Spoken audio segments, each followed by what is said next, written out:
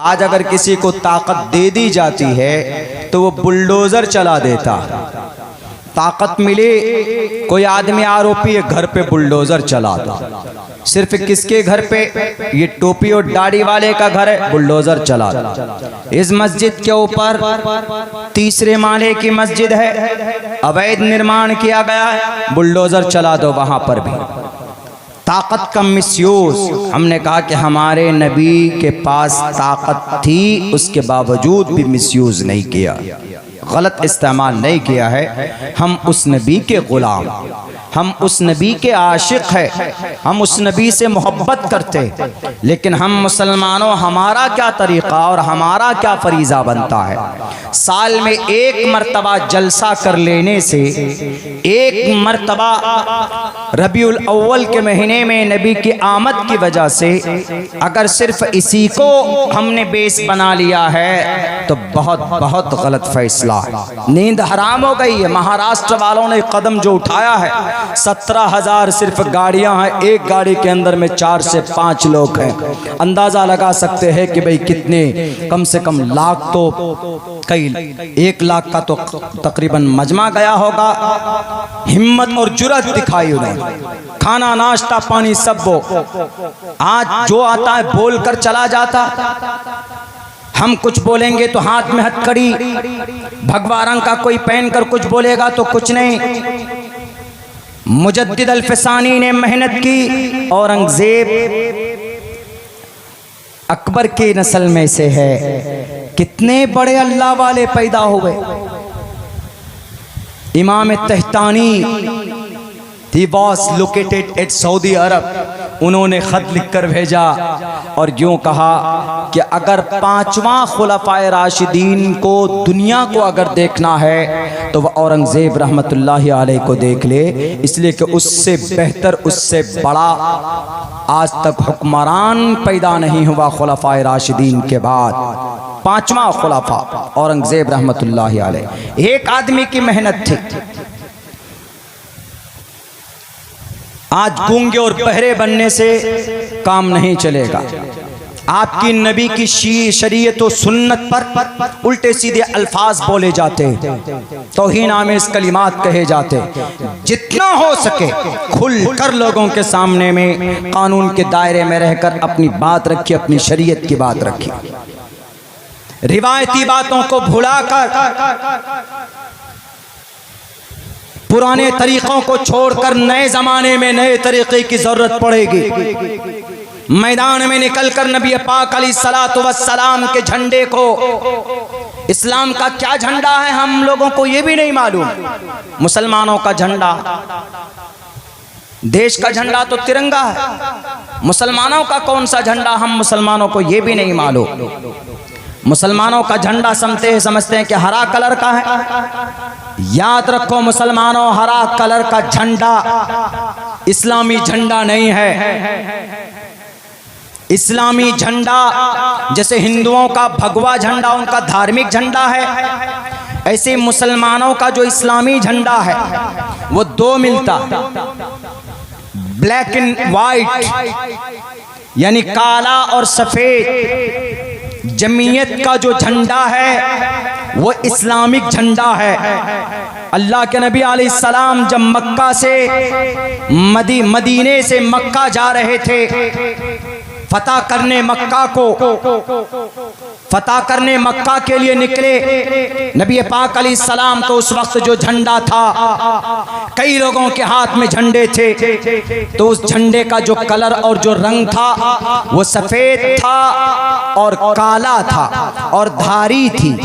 Exact हो या ना हो, लेकिन ये 2 रंग मिलते हैं कसरत के साथ में। हम मुसलमानों को ये भी नहीं मालूम है कि भाई मुसलमानों का झंडा कैसा होना चाहिए, इस्लामिक झंडा कैसा है। इस देश का जो तिरंगा है ये सुरैया तैयबा का बनाया हुआ, ये सुरैया तैयब हैदराबाद से बिलोंग करती, ये भी एक मुसलमानों का दिया हुआ एक झंडा है। ये देश का तिरंगा, इसका झंडा और भगवा झंडा हिंदू भाइयों का उनका झंडा और हरा झंडा मुसलमानों का माना गया, लेकिन हरा झंडा मुसलमानों का नहीं है, बल्कि इस्लामिक जो झंडा है वो ब्लैक एंड वाइट है और उसके अंदर में ब्लैक है और एक धारी है उसके अंदर में।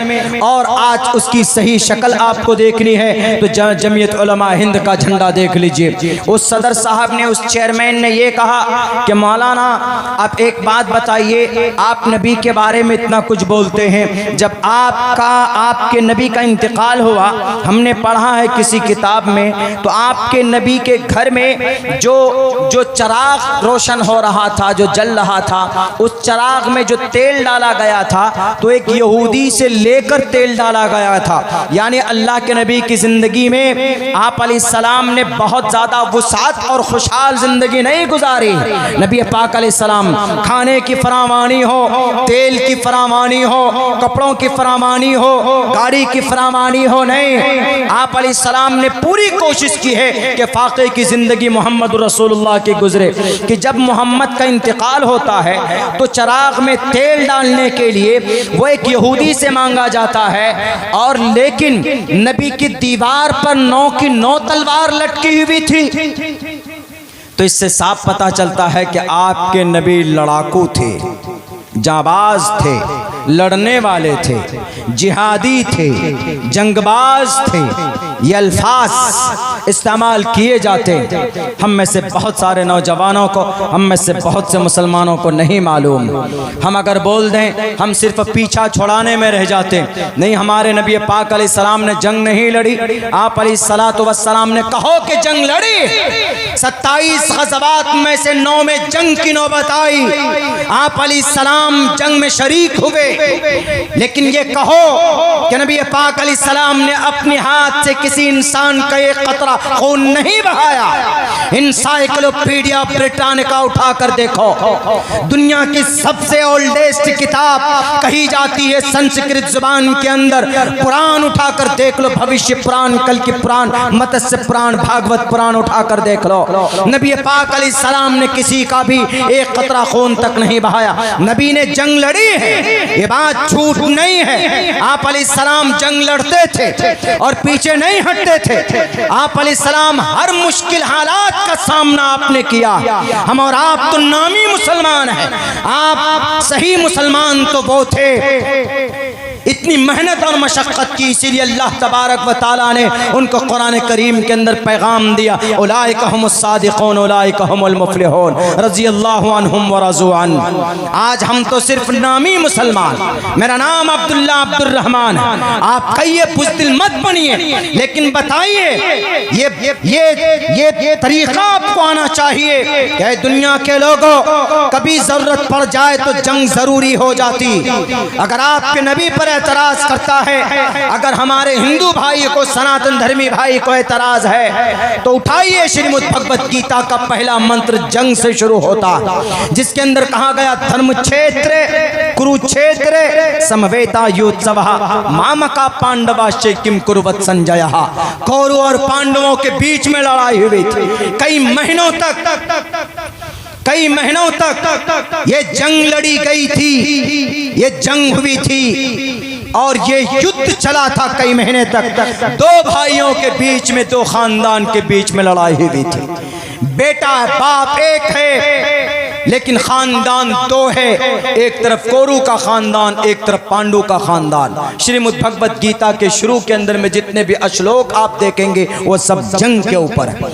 आप कहिए कि मोहम्मद ने जंग लड़ी, फ़क़्तुल मुशरिकीन हैज़ु वजदतमुहुम परफेक्ट है, लेकिन आम हिंदू के लिए नहीं, आम मुशरिकों के लिए नहीं है, बल्कि उन लोगों के लिए है जो बागी थे, उन लोगों के लिए है जो नबी को मिटाना चाहते थे, उन लोगों के लिए है जो नबी को धोखे से कत्ल करना चाहते थे, उन लोगों के लिए है जो नबी के खिलाफ साजिशें करते थे। ये उन लोगों के लिए, और ये बात तो शास्त्रों में भी बताई गई। रामगिरी महाराज साहब पढ़िए, आपकी किताब में ये बात साफ तौर पर लिखी हुई है, रुद्रवो गिरीवा शरैत पिशाच अब ब्रह्मा द्विशो जही तुवम तूर्य तरुष्यतः। कि अगर कोई शत्रु मिले तो उसका सर तन से जुदा कर दो। अगर कोई शत्रु मतलब राक्षस मिले, और जब कोई किसी को लड़ने के लिए आता है जंग के मैदान में, उसको मारता है तो वो एक राक्षस होता है। अल्लाह के नबी ने जंगे उहद लड़ी, अल्लाह के नबी ने जंगे बद्र लड़ी, अल्लाह के नबी ने ग़ज़वा हुनैन, अल्लाह के नबी ने ग़ज़वा तबूक, जंगें लड़ी हैं। लेकिन मोहम्मद रसूलुल्लाह के तरह दिल आज तक कोई भी सिपह सालार नहीं दिखा सकता। मोहम्मद रसूलुल्लाह जंग लड़े, फतेह मक्का के मौके पर 9 तलवार जरूर आप अलैहिस्सलाम के पास थी, लेकिन वो 9 तलवार इंसानों के खून के लिए नहीं थी, बल्कि वो 9 तलवार उन फासिक और उन लुटेरों को सबक सिखाने के लिए जो इंसानियत के दुश्मन थे, जो इंसानों के दुश्मन थे, जो अमन और शांति के दुश्मन थे।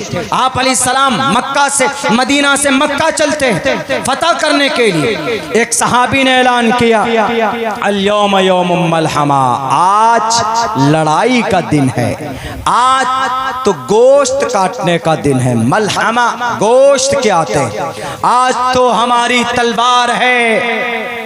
जब मक्का से नबी गए थे निकलकर, जब हिजरत करके आप अलैहिस्सलाम रो रहे थे कि मक्का, इस जमीन पर तुझसे ज्यादा मोहब्बत और प्यारी जगह मेरे लिए कोई नहीं है।